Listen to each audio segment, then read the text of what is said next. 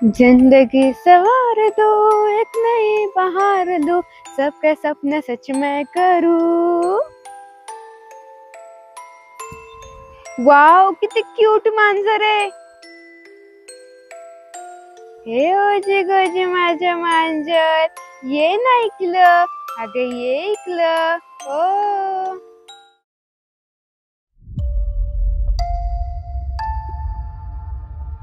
काय बघतेस तू तिकडं? काय चाललंय तुझं?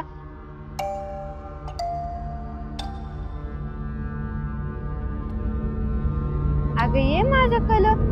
काय आहे तिकडं? अगं ये ना माझी सोनू.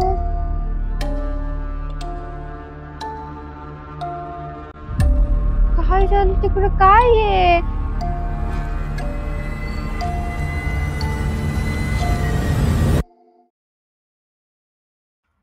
काय ते बघतेस तू तिकडं?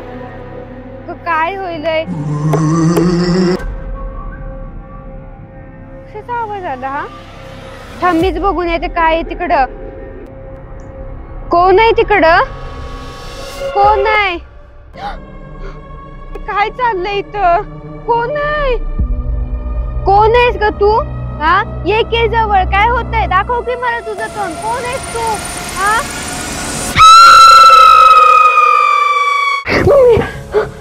भूत भूत भूत मला भूत भूत. ताई, अगं उठ ना ग ताई. अगं ताई उठ ना ग, मला खूप भीती वाटते. अगं उठ ना ग ताई. काय झोप ग. अगं ताई उठ ना ग, मला अगं झोप म्हणलं ना, झोप पडते. लय मला ते भूत घाबरवते सारखं. अगं उठ ना ग ताई. तुला काय ते भूत घाबरवणारे? तूच त्या भूताला घाबरवशील. झोप आता, झोप बाई झोप. तहान लागलीये, पाणी पाणी पाहिजे रे. हा,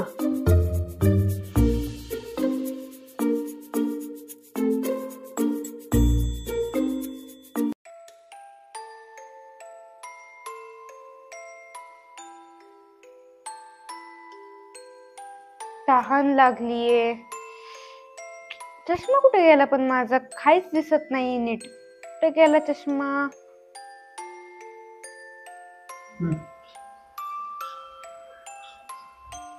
हा, आता दिसतंय. पाणी पिऊन याय लागल. ऐक,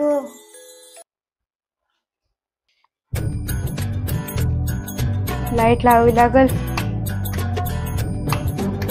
गेली ना परत लाईट. तापच आहे नुसता. आता मेणबत्ती शोधा. पाणी पण नाही ठेवली ना साधं. काय करू मी? जाऊ दे, किचन मधून जाऊन आणायला लागल.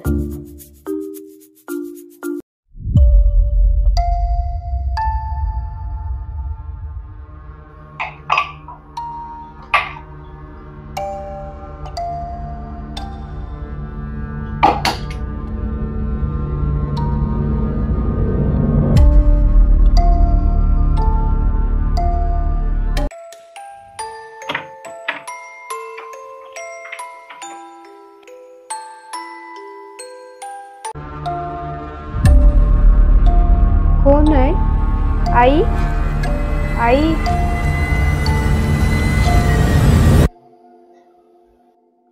मम्मी, भूत.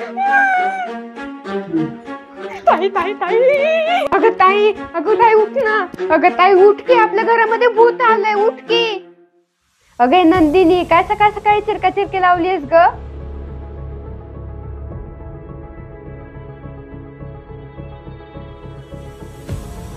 अरे भवानींनो, काय सकाळी सकाळी चिरका चिरकी लावली रे? गाई किचन मध्ये भूत आहे. अगे काय पण काय बोलतीयस? तुला काय वेळ लागलाय का? गाई, आजी कुठे आहे पण? गाई, मला वाटतं ना आजीला भूतानं पळून दिलं. बरं झालं बाई मी पळत पळत आले, नाहीतर मलाही नेलं असतं त्यानं. काही वेडी आहे काही. आता हिला काय झालं?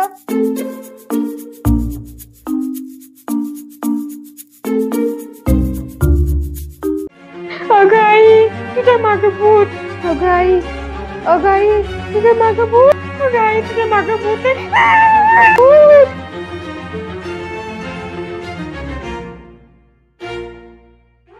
अगं दामिनी. अगं आई, पण तू अशी का फिरतीयस?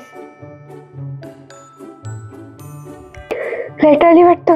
हे भूत कुठे गेलं? हाश, लाईट आली. आजी घाबरले ना मी किती. पण आजी तुला त्या भूताने पळून नेलतं ना. हे गप्प आहे नंदिनी, उगाच काय पण नको बोलूस. काय आजी, नंदिनीला पण घाबरवलंस आणि मला पण घाबरवलंस. अगं लाईट नव्हती ना, त्यामुळेच तर मी मेणबत्ती घेऊन फिरतीये. चला ते सगळं राहू देत. आता आपण सगळेजण उठलोय तर सगळं आवरूनही घेऊयात. मी नाही येणार आवरायला. ताई तू जाग, माझ्यावर तर तू काम कर. मी तर आज झोपणार आहे. आज ना रविवार आहे, त्यामुळे तर मी झोपणार आहे. तुमचं तुम्ही काम करा. अगं नंदिनी चल लवकर, आज नवीन वर्ष आहे. अगं आजी, नवीन वर्ष चालू होऊन 3 महिने झालेत. आज कसलं नवीन वर्ष? अगं नंदिनी, आज गुढीपाडवा आहे. अगं नंदिनी, आपलं नवीन वर्ष आजपासूनच चालू होतं. पण नवीन वर्ष तर 31 डिसेंबरला साजरी करतात ना. अगं नंदिनी, आपल्या हिंदू धर्मामध्ये आपण नवीन वर्ष गुढीपाडव्याच्या दिवशी साजरी करतो. मी त्याविषयी तुला संपूर्ण माहिती सांगते. आधी चल लवकर. हो आवरते मी. अगं राणी, तू लवकर आवर आणि शेतामध्ये जा आणि जरा लिंबाच्या झाडावर ते फुलं लागले आहेत ना, ते फुलं लवकर तोडून आण. जा लवकर. हो आणते. अगं दामिनी, तोपर्यंत मी गुढीसाठी साडी काढते. मी तोपर्यंत दामोदरला फोन लावते, त्यालाही बोलून घेते. हो तू त्याला बोलून घे, तो पण काहीतरी मदत करेल. चला चला लवकर आवरूयात.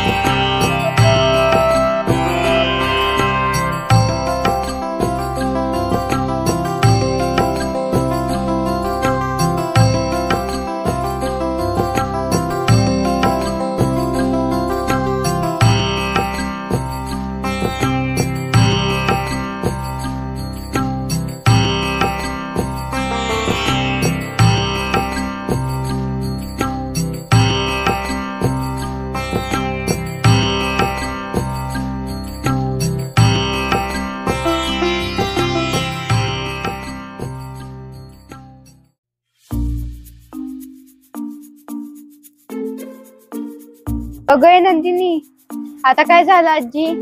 अगं नंदिनी चल, आपल्याला जायचंय. कुठं जायचंय आता? आज तर गुढीपाडवा आहे ना, आज कुठं जायचं आपण? अगं नंदिनी, आज गुढीपाडवा आहे ना, त्याविषयी मी तुला आज माहिती सांगणार आहे. चल बरं लवकर. बरं ठीक आहे, थांब, मला जरा रांगोळी काढू दे, मग आपण जाऊयात. हो हो, जाऊ दे बाई, ही रांगोळी काढते तोपर्यंत पूजा तरी करून घेते.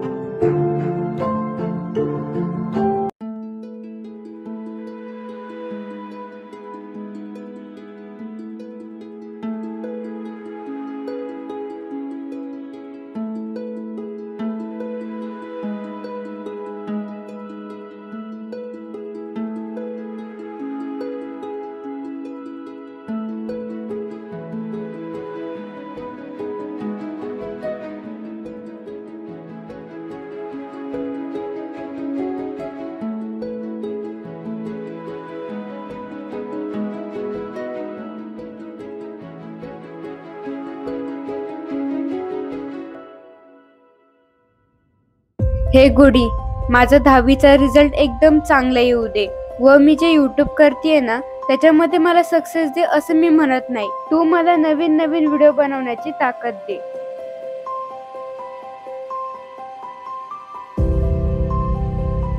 चल ना आजी, तुम्हाला गुढीपाडव्याविषयी माहिती सांगणार होतीस ना? हो चल. राणी आणि दामिनी, तुम्ही पण चला. नको, तुम्ही दोघी जावा. आणि राणी चल बरं माझ्यासोबत, तू तोपर्यंत आमरस बनव, मी पुऱ्या करते. बरं ठीक आहे, चल. हो ठीक आहे, तुम्ही दोघी जावा, आम्ही दोघी जातो. पण आजी, आपल्या संभाजी महाराजांचा जेव्हा मृत्यू झाला त्याच्यानंतर गुढी उभारण्यास सुरुवात झाली का? अगं नंदिनी, गुढीपाडवा या सणाचा उल्लेख आपल्याला छत्रपती संभाजी महाराजांचा मृत्यू, छत्रपती शिवाजी महाराजांचा जन्म आणि आधीच्या काळातही सापडतो. अगं नंदिनी, याची काही उदाहरणेही आहेत, ते आता मी तुला सांगते. 24 नोव्हेंबर 1649 सालचे स्वराज्यातील एक पत्र आहे. या पत्रात एक महजर लिहिला आहे. त्यात गुढीपाडवा या सणाचा स्पष्ट उल्लेख केला आहे. म्हणजे छत्रपती शिवाजी महाराज असताना देखील गुढीपाडवा साजरा केला जात होता. इतिहासचार्य V.K. राजवाडे यांनी मराठ्यांच्या इतिहासाची साधने या नावाने इतिहासाचे अनेक खंड प्रसिद्ध केले आणि त्यात देखील अनेक पत्रे वगैरे संग्रहित आहेत. त्यातील एका पत्रात गुढीपाडवा या सणाचा उल्लेख केलेला आपल्याला आढळतो. यासोबतच एका पत्रात असाही उल्लेख केला आहे की गुढीपाडवा या सणानिमित्त निराजी पंडित आपल्या घरी आले होते. हे पत्र नारायण शेणवी या मुंबईच्या वकिलाने मुंबईच्या गव्हर्नरला लिहिले होते. अगं आजी, हे निराजी पंडित कोण होते? अगं नंदिनी, हे निराजी पंडित म्हणजे शिवरायांच्या अष्टप्रधान मंडळातील एक सदस्य होते आणि ते आपल्या घरी गुढीपाडव्यानिमित्त आल्याचा उल्लेख सापडतो. हे तर आपण पाहिले की शिवरायांच्या काळात गुढीपाडवा साजरा केला जात असे. आता मी तुला सांगणार आहे की शिवरायांच्या आधीच्या काळात हा सण होता की नाही. अगं, आपल्या संतांनी देखील गुढीपाडव्याचा उल्लेख अनेक कविता, अभंग इत्यादींमधून केला आहे. टाळी वाजवावी, गुढी उभारावी, वाट ती चालावी पंढरीची, हे संत चोखामेळा यांचे पद्य त्या काळात गुढीपाडवा साजरा होत होता हे दर्शवते.